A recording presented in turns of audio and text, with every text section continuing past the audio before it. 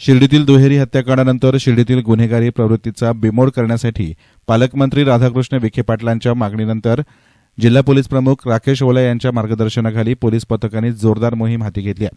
शिर्डीमध्ये गुन्हेगारी हालचालींवर बारकाईने लक्ष ठेवून विविध गुन्ह्यातील आरोपींचा शोध घेणं सुरू असतानाच स्थानिक गुन्हे शाखेचे पोलीस निरीक्षक दिनेश आहेर यांना शिर्डीतील भीमनगर परिसरात राहणाऱ्या गणेश आप्पासाहेब शेजवळ या तरुणाकडे कट्टा असल्याबाबत गोपनीय खबरांना माहिती दिली असता केवळ दहशत निर्माण करण्याकरता हवेत गोळीबार करत त्याचा व्हिडिओ काढणाऱ्या गणेश आप्पासाहेब शेजवळ नामक तरुणास पोलीस निरीक्षक दिनेश आहेर, पोलीस उपनिरीक्षक तुषार धाकराव, पोलीस अंमलदार गणेश भिंगारदिवे, बाळासाहेब नागरगोजे, रोहित येमुल, प्रमोद जाधव, रमेश राजा अतार, फुरकान शेख, प्रशांत राठोड, सारिका दरेकर, अरुण मोरे या पथकानं संशयितांची माहिती घेऊन पडताळणी केली असता सदर संशयित तरुण शिर्डीतील आरबीएल चौकाजवळ मिळून आला।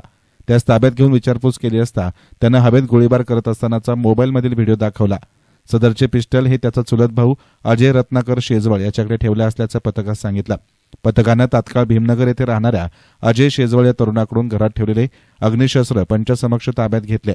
त्यात 3 गावठी पिस्टल, 3 जिवंत काडतूस आणि 3 रिकाम्या काडतुसांच्या पुंगळ्या तसेच दोघा तरुणांकडून 1,20,000 रुपये किमतीचे 2 मोबाईल असे एकूण तब्बल 2,70,000 रुपयांचा मुद्देमाल जप्त केला असून आरोपी गणेश शेजवळ याच्याकडे पोलिसांनी अधिक विचारपूस केली असता त्यानं भाऊसाहेब साहेबराव जगताप, राकेश पगारे आणि रोशन सोमनाथ कोते यांच्याकडून प्रत्येकी 1 पिस्टल आणि 2 जिवंत काडतुसे खरेदी केल्याची माहिती दिली। स्थानिक गुन्हे शाखेचे पोलीस निरीक्षक दिनेश आहेर यांनी या कारवाईविषयी अधिक सांगितलं।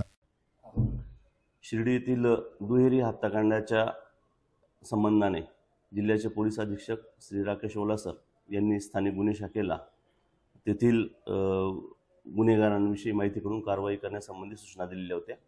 माहिती काढत असताना शिर्डी येथील गणेश शेजवळ याचा हवेत गोळीबार करतानाचा एक व्हिडिओ प्राप्त झालेला होता। त्याच्या अनुषंगाने स्थानिक गुन्हे शाखेचे PSI धाकराव आणि टीमने त्याला ताब्यात घेतलं होतं। त्याने त्याच्याकडील शस्त्र हे अजय शेजवळ राहणार शिर्डी याच्याकडे ठेवल्याबाबत माहिती दिली। त्याप्रमाणे त्यांच्याकडनं 2-3 गावठी कट्टे, 3 रिकाम्या पुंगळ्या आणि 3 जिवंत काडतुसं असा मुद्देमाल हस्तगत करण्यामध्ये स्थानिक गुन्हे शाखेला यश प्राप्त झालेलं आहे। सदर आरोपींच्या विरुद्ध शिर्डी पोलीस ठाण्यात आर्म्स ऍक्ट कायदा कलम 3/25, 727 प्रमाणे गुन्हा दाखल करण्यात आला आहे। एसएन मीडियासाठी कॅमेरा पर्सन साई सुराळे, शिर्डी।